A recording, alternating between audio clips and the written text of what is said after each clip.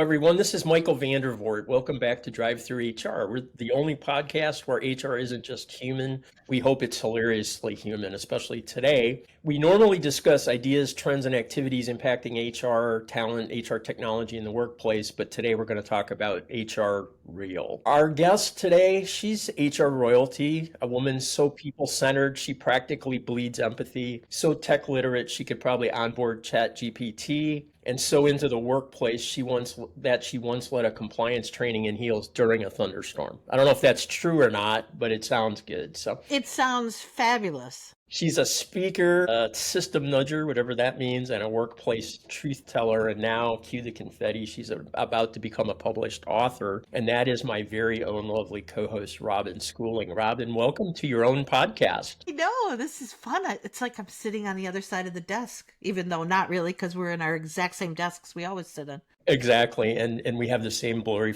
images. Anyway, seriously, congratulations. Robin has a new book coming out called Real HR, What It Is, What It Can Be, and How to Get There, and it drops on May 15th. And it's probably not your grandma's HR book. It's Robin. It's going to be a little different. So I haven't read a word, and so we're not doing a typical book talk type thing. We're Right. going to go and try to have some fun with how Robin got the idea to write this book and how she got there. And so if you're cool, I want to jump right into the questions because I've already heard a little preview of this, but about the birth of the book. But I love talking to people about their personal creative process. And for you, this was some time in the making. So talk to us about why you wrote the book and how was your creative process? Was it more like birthing a baby or pulling teeth? It was birthing a baby after a super, super long gestational period, I think. Far more than 9 months, right? Far more than 9 months. It's, I think you probably had the same thought I did when we look back, from the days of old, because you were a very well-known and very prolific HR blogger back in the day as well. The Human Racehorse is still one of the best names ever that you had. But we both started writing pre-2010. We were blogging, and so I think always in the back of my mind I had I'm a writer. Am I really? Well, maybe not unless I write a book. And so I've always had that in my head. And, we have lots of friends in our HR space that have done just that. And I'm so excited when I see they have a book coming out. And I thought, I want to do that. And so I actually did the first outline, started the first iteration of this probably about 10 years ago. And had this files and the outline and some drafts of chapters in a folder in my Google Drive for 10 years. Nothing ever came of it. 5 years ago, around the pandemic, when we were all looking for things to fill our time and what can I do and, whatever, I pulled it out and took a look at it. This is the time, right? People are learning to play piano and bake sourdough bread. I'm going to write this book finally. So I made some changes. No, I'm going to talk about this now. And here's these chapters, and came up with another very high level draft / iteration of it 5 years ago, put it aside, never got back to it. This past fall, I had, as you know, as some folks may know, because I've written about it on my blog, I had I went into cardiac arrest, theoretically almost died, literally, truly almost died, thankfully did not. And I think that kind of spurred me on to get some stuff done that I always wanted to get done. And so by mid-January, a couple months post, surgery, end of January, physically I was feeling great. And had gone through sort of these mental machinations of, what does life mean? Why am I here? What have I not done that I want to get done? All of that kind of stuff. And, there were some, little things that I've kind of taken care of in the intervening time. But one was, I'm going to get this book done. And I didn't tell anybody, just, I said, I'm going to get it done. Yeah, you didn't tell me, and it's not like like we all our secrets every week or anything. But yeah, I was pleasantly surprised when I heard it. Nor did I have any idea it had been on the shelf for so long. Yeah, I didn't tell anybody until maybe about a month ago. So early part of April, mid-April, when I was done, basically, other than the formatting and getting it set and ready for publication. But I was done. And then so I pulled it together pretty quickly, couple of months, and I kind of got it, here we go. And when I was done, that was when I told I told John Baldino at Humoriso. I told him, and he was the first person I told. And then I just said, I need to put it out into the world and pick a date and say, here we go. And that's what I did. So Yeah, very, very cool. Well, seriously, congratulations. I told you the other day that I have been playing with the notion of it. I helped Phil hmm write his book, which we did a show for. You did a show interviewing Phil a few weeks ago, which we appreciated. It was a fascinating process to go through. We won't bore all of our HR listeners with book launch yeah, strategies. But it's a fascinating process to go it through. is. You're self-publishing, which Phil has done several books in the past that way. He went a little tier up this time and has a publisher through Fast Company. hmm It's a way more elaborate process, and there's a lot of behind the scenes stuff. It's amazing, and I'm sure we only scratched the surface because this Yeah. wasn't, but anyway. So I didn't include a very essential question in the front. So let's set the stage, and then we'll get into the rest of my goofy interview questions. Since I haven't read the book, I don't even know what it's about except hmm HR hmm and that intro that I wrote. hmm Seriously, tell us about the book and what it covers and kind of why you wrote it. And I wrote the book before I had a title for it. The title sort of came after the book was pretty much finished. Hmm. And that's the real HR moniker, the real HR part of the title. Because what I've always wanted to do is put things into writing that are real, for want of Hmm. a better word. What is it really like working, to use, remember Charlie Judy's old phrase, trench HR, which Hmm. I still love that phrase. What's it really like out in the trenches? Because you can go to school for HR specifically, you can land in HR, you can be doing HR for 20, 30 years, and nobody talks about the day-to-day in a human way that really lets HR professionals understand what the work is going to be like. We talk to each other. We go to a SHRM meeting. We go to out for cocktails with our HR lady friends, and we instinctively know what each other is going through Hmm. because we live it, and you've had to have lived it to really understand it. But then you go to, an HR conference, or you read blog posts or whatever it might be, and stuff Hmm. is so freaking sanitized and so buzzwordy and so rah rah. I'm going to pick on our friends at SHRM, right? But you go to the SHRM bookstore and everything is, I love HR, and there's tchotchkes, and there's, you know, app sometimes about the messy, challenging, difficult, crazy, and ultimately really rewarding work that we do. Yeah.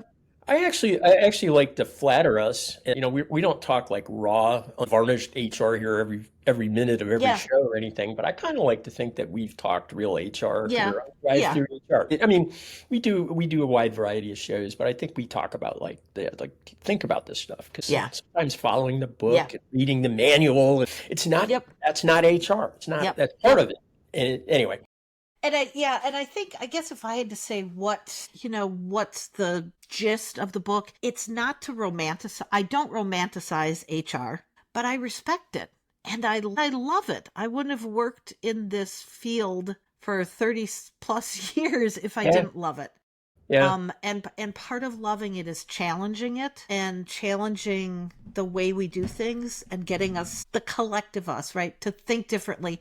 And so often, especially those HR professionals in small or mid-sized businesses, feel so isolated and so alone. And it's hard for them to talk to somebody and say, am I where I should be? Is this really where I want to keep working? Why am I so exhausted or frustrated or And I mean, that's a angry? common thread. It's There so seems to common. be more burnout and more stress, and we're challenged with, ever growing. Anyway, this isn't supposed to be a depressing show. It's supposed to be a No. fun, funny show about your book. But no, but seriously, congratulations on getting the book out. Look forward to reading it. I want to kind of walk through some silly stuff, but also use it to kind of make some points and help people understand hmm what the book's about.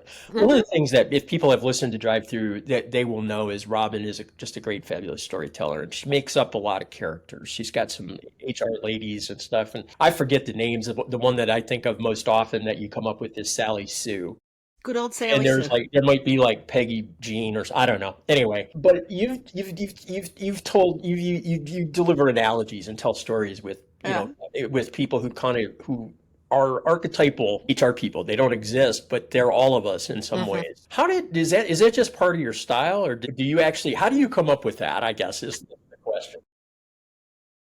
I think it is just part of my style. And part of it, I think, is the need for us in HR to learn from each other is often through storytelling, right? We Hmm. talk about things that we've experienced or the crazy situations we've found ourselves in. And we often can't go in and say, well, that was, Cecilia Boudreau who did that, right? So we make up names. Cecilia Boudreau, truly not a made up name. I actually know several of them. So yes, Sally Sue has been one of my go-to names. Trixie's Yeah. another favorite of mine. Pam from payroll, she's another one I like. And so really I think all of those folks, certainly their names, make an appearance in the book. I don't know, I just latch onto these names. They evoke to me a character. But I think the talent of having those people that I think that or maybe it's the gift is they literally are people you know. Yeah. But you kind of tell a story without insulting anyone or mostly not insulting anyone. Yeah. Like you use them to tell like you're saying the stories that we can't tell with by calling people out by their name or whatever. But you bring the story to life through the fictional Sally Sue or so. I love that. Another goofy question, Robin. Real HR Yep. sounds like the HR version of a reality show. I mean, it's like the Seven Housewives of HR or whatever. So, if your book was a series, what would a season finale cliffhanger look like? Well, before I tell that, let me point this out because I just about fell out of my chair the other week. Part of this, let me get back into the groove of writing, which has been so incredibly invigorating, Mm-hmm. is the amount of writing that I have been doing the last 3 to 4 months has been, it's like the old days. I'm blogging like crazy, but I still get readers, not like the old days, but Yeah. I get good web traffic. But I wrote a blog post the other week about my favorite reality show, Below Deck, Mm-hmm. which I've watched every season, every iteration, you know, hours upon hours upon hours upon hours. And it is my only reality show I watch. I wrote a blog post about it. It's a hot mess of a show, but the people are actually working. It is probably the realest reality show. Mm-hmm. And a guy that works for the show and has been an editor and a producer for the show reached out to me because he read my Mm-hmm. blog post and he said, "You get it." We had a conversation. It was fabulous. But anyway, You should get him on the podcast. should. But anyway, I would say season finale, man, I don't know that they'll season finale is maybe that the CHRO finally confronts the CEO about like toxic leadership at the organization, and then the CEO offers the CHRO the COO job. There's your cliffhanger, right? And you So it's wonder, is she going to personal take it or versus not? professional. Yeah, cliffhanger. That's So right. I thought it might be like the CEO from whatever company that I just saw that got fired for Coles. Coles. Yeah, that's right. It's just like anyway. So that's a pretty good setup. When you sell the TV and film rights, remember That's that. right. Yeah, it can be the end of season one. I'm going to make this question somewhat serious and somewhat funny, Hmm. or try to be funny anyway. You described HR as a force, not a function, which led me to go. It was just May the 4th. May the force be with you day last Yes, week, and it yes. made me go to okay. So that's a Jedi level bold call out. Are you a Yoda? Are you a Mace Windu, or a more slightly burned out Obi-Wan? First of all, Well, other than Yoda, I have no idea who any of those other Samuel L. Jackson was Mace. characters are. And Yeah, not a Obi-Wan clue. was Alec Guinness and or the other younger version of him. So yeah, Yeah. go with Yoda. Just don't talk as funny. Okay. All right. I'm not a Star Wars person. I've Okay. never seen a single one of them. However, talk about the force Yep. versus function thing, because Yep. that seems like an important point. I what I want, and again, through the I guess the arc of the book, right, is here's this stuff that's kind of messed up, or that aggravates us, or that we question, or that we wonder about our own identity as HR professionals. It's kind of like here's this stuff that we have to figure out. But at the end of the book, the arc of the book is, but we can do it. you can do it, right? You have the power to do this. And every chapter, no matter what the issue is, kind of the high level issue within that chapter that we're talking about, is that HR, whether that be an HR department, an HR team, an individual practitioner, individual professional, that individual is and can be a force for good, a force for change, a catalyst to make their workplace better, and by extension, other workplaces better. We have this opportunity, I think, and I like to think about it this way, right? That it's, and I'm stealing other people's, thought when I use this term, but be the ripple. Remember we had the Chris on, that was the be the ripple guy, right? Mm-hmm.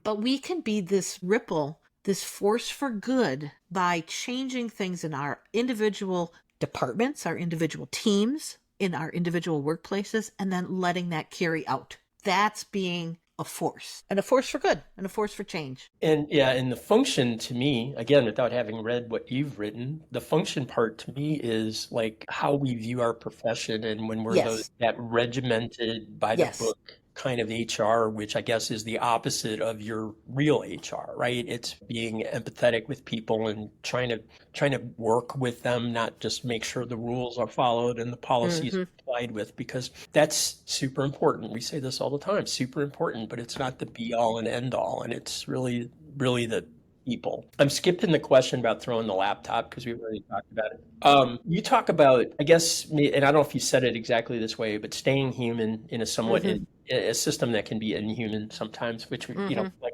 we can be regimented, and we are expected to be the compliance police at some level, although that doesn't have to be the main role you play. So what's the most human thing you've ever done on the job?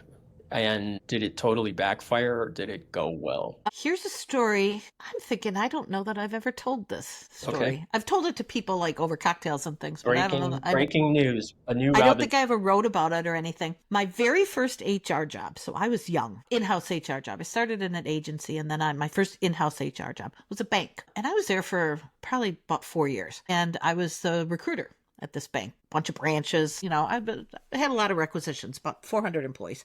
I knew I was leaving. I was looking. I'd been there about 4 years. I wanted to have a generalist role. I'd been interviewing. I was pretty sure I was going to get this job offer that I did get. So I was kind of like, you know what? I'm just going to have fun while I'm still here.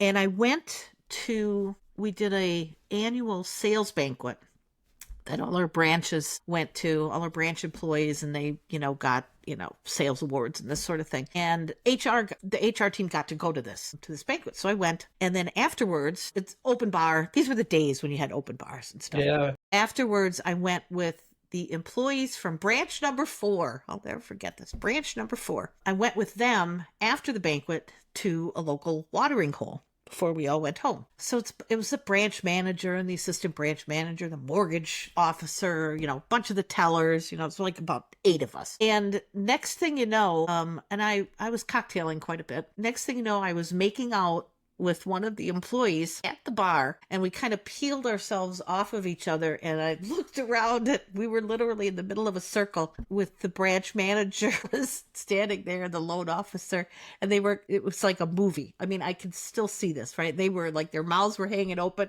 because I'm making out with, this employee. I'm the HR lady making out with the employee. And so we kind of like, nobody said anything. We stopped. And a couple of days later, following week, I don't know, I had to go to this branch because I think I had to go to an exit interview or something. I can't remember. But I went to this branch, and it was middle of the afternoon. I walked in the door, and there were no customers in there. There were customers at the drive-thru, but nobody was in the branch. I came in, the 3-4 tellers behind the counter came out from behind the counter. The loan officer stood up. The branch manager came out of her office. The personal banker hung up her phone call. They all stood up and started clapping when I walked in. And I was just so mortified. So, but not really. It's and then Robin, the kissing HR lady. Yes. So, I mean, you can't get much more human than that. That story is revolting. That's a great story. Sorry, it's like I got to put on my HR hat. Anyway. And then about a week later, I gave my notice because I did get this job. So you're out of there. So I have never made out with any employee at any place I ever worked. So you have to be. I don't I promote it, I did go but on a date one time with somebody that I worked with, and that was weird enough that I didn't do it again. She was fine. It just the whole idea of dating someone that you worked with kind of freaked me out for the HR reasons. But anyway, yes, so thanks for sharing that you're breaking welcome. news story. That's always great. What so like HR is complicated, right? It's Yep, contradictory. Like we're the employee's representative, but we're not. We're the company's representative, but we also have to be on the side of the employees. Sometimes yep. we're bad actors. There's many more circumstances like that, right? It's complicated. It's chaotic at times, and we were talking about how people have been stressed out. So what's your favorite trick for? Now I know you're in a little bit different role these days, as am I, Yeah. than the old trench days that we had. But what was or is your secret for kind of staying sane in a crazy profession? I think it comes down to this very, very personal awareness, which comes out of introspection and comes out of knowing yourself. And that is being very clear on your boundaries and the values that guide you. It's knowing the lines that you won't cross. What are the values that guide you as a human being? What are the values that guide you as an HR professional? Because that then becomes the what will you put up with, what will you not? And I think that's hard for people to think that they can own that, especially very early in their career. Because I'm learning, and this could be true of any job, but I think it's so true of HR, right? I'm learning this job. I'm new to the profession. I can't really bring my quote personal agenda into this. I'm here to your point, I'm here for the company. I'm here, to support the employees, whatever. But I think what makes you a good HR professional is knowing that you can't leave your values and your way of treating people, what you'll put up with in society or at work or whatever. You can't leave that stuff at the door. You have to know that about yourself, because being strong enough to get through the complexity, to get through the chaos, to get through the tough times is understanding those things about yourself. So one of the scenarios that I lay out in the book, this is actually part of chapter 1, where I talk about HR's identity crisis and go off into several different directions with that. But I talk about me very personally when I had, about 10 years ago or so, when I started to write the book the first time. But I had this like existential breaking point. I had hit that wall, and I had a great job at the time. I loved where I worked. I loved what I was doing, but I was just exhausted. Mhm.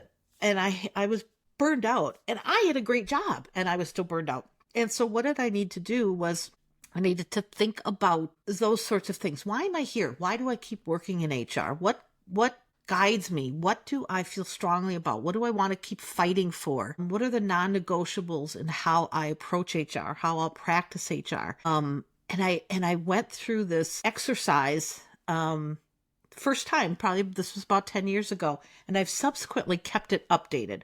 But I created and wrote my HR manifesto, sort of Mhm. my like professional manifesto.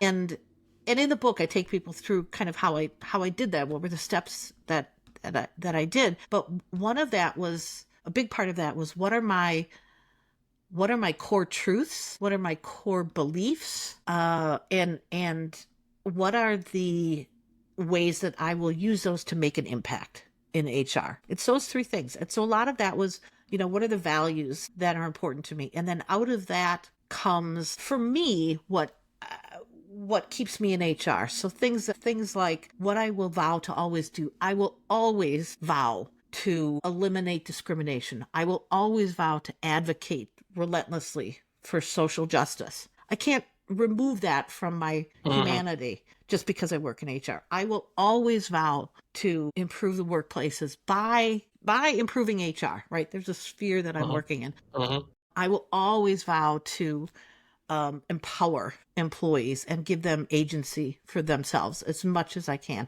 So again, it comes back to really sort of having that's time for self-reflection and becoming aware of, again, I think it's values and what you'll put up with and what you'll Yeah. do. We don't have to be martyrs. We tend to think we're kind of martyrs in HR. That's one of our issues, I think, sometimes. So we have to consciously manage our energy. around these things. And that comes as well from kind of knowing yourself. That's very well said, and I'm not going to add much. We have a few minutes left, and we're not going to get through all the questions, but I want to hit a couple in particular. Mm-hmm.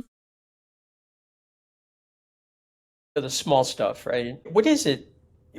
So I'm sure you spend a lot of time thinking about a lot of different things, but what is one thing that really just raises your blood pressure right away about HR or at work? At work, forced fun and forced frivolity. Mm-hmm. Hate it. All-consuming passion. The Gotta culture have a Christmas clubs, the party fun and you gotta bunches. smile and gotta act like celebrating Yes. all this stuff, even though that Yes. person's a jerk, that kind of stuff. Yep. Yep. Yeah. Or, the number of places where I've worked where we had the fun bunch, the culture club, the employee activity committee, all designed to put a Band-Aid on some core issues by, again, this forced frivolity. Let's force everybody to go out and do the local, walk for pick a disease because that'll be fun. No, it's Yeah, not. go walk 6 miles. Yeah, like on my Saturday off. No, okay, but sometimes you have to. Yeah.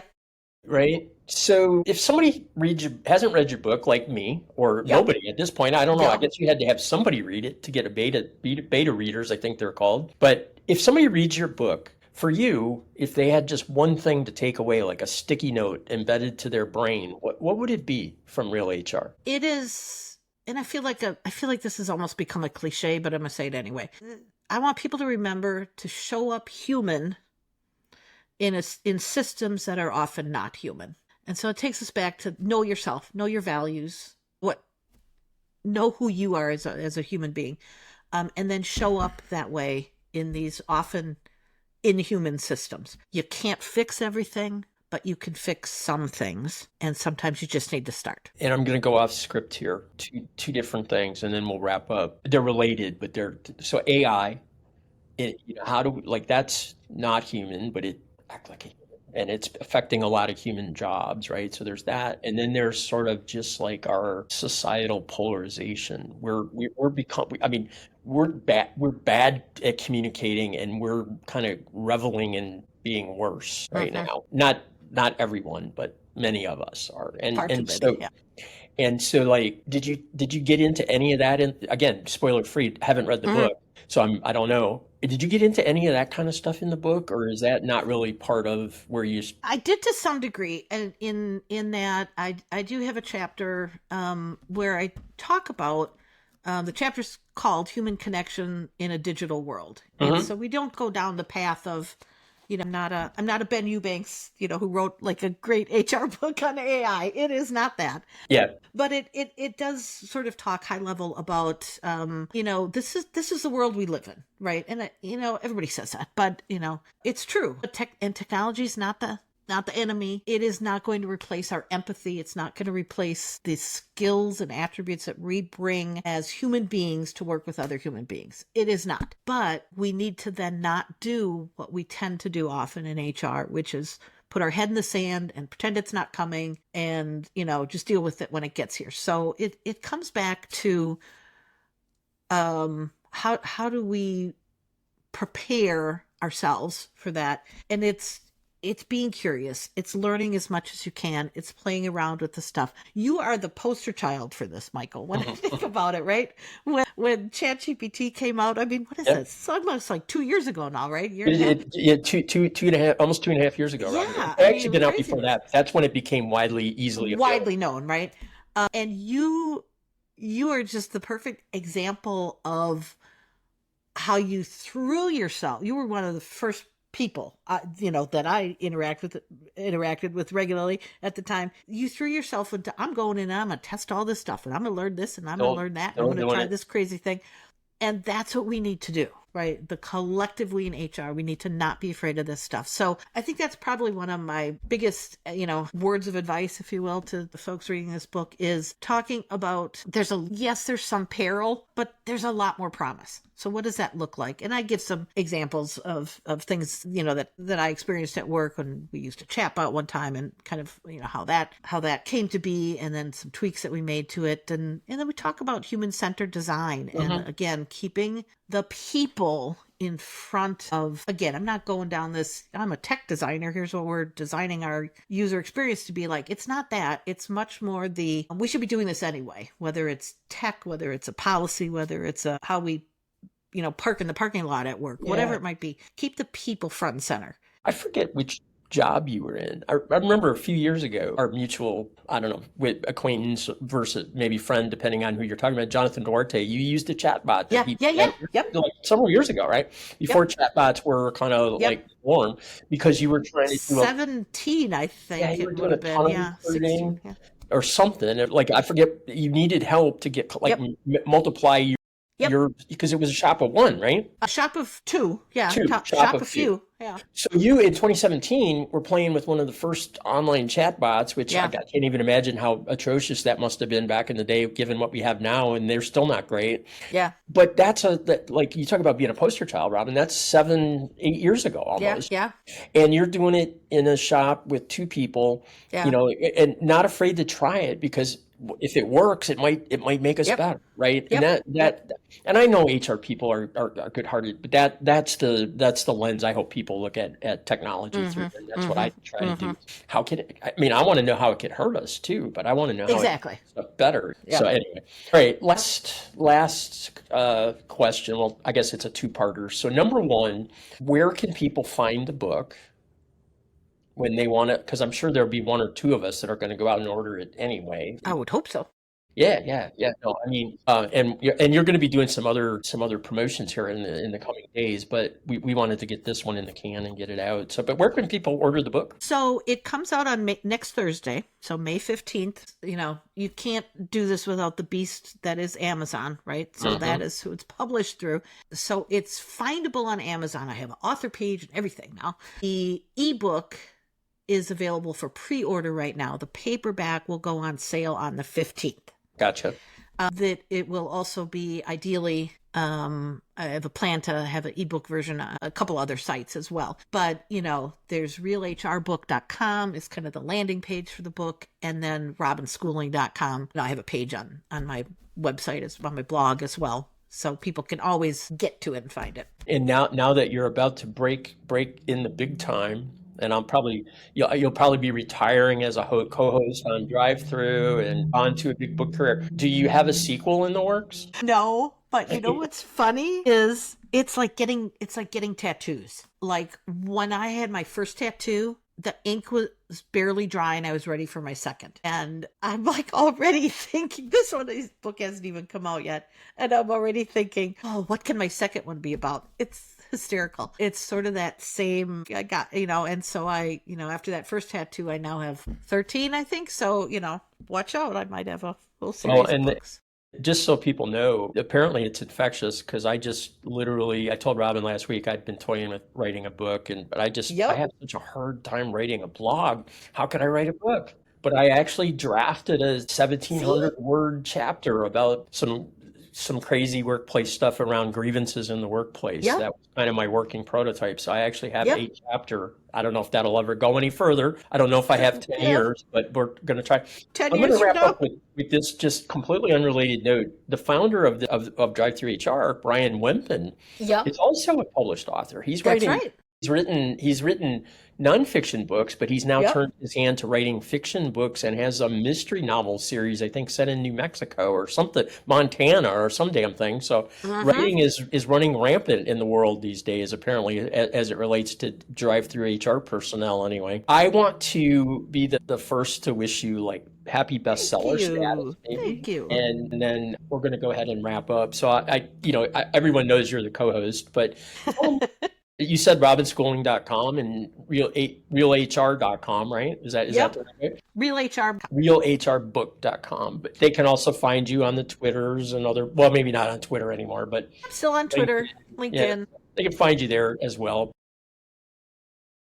Our website, our Drive Through HR Our website has Drive links Through to both HR of us. is So, on Drive Through HR online. Yeah, you can go yep. there as well. So thanks for doing the show. I'll get it edited and posted hopefully by tomorrow, and it'll be live next week going into the before the launch. So good luck. Thank you. And we will tell everybody thanks for listening, and we'll be back with another guest actually next week because we're back on a regular cadence. So be looking forward to chatting with Rebecca Trotsky from HR Acuity the day after Robin's book comes out.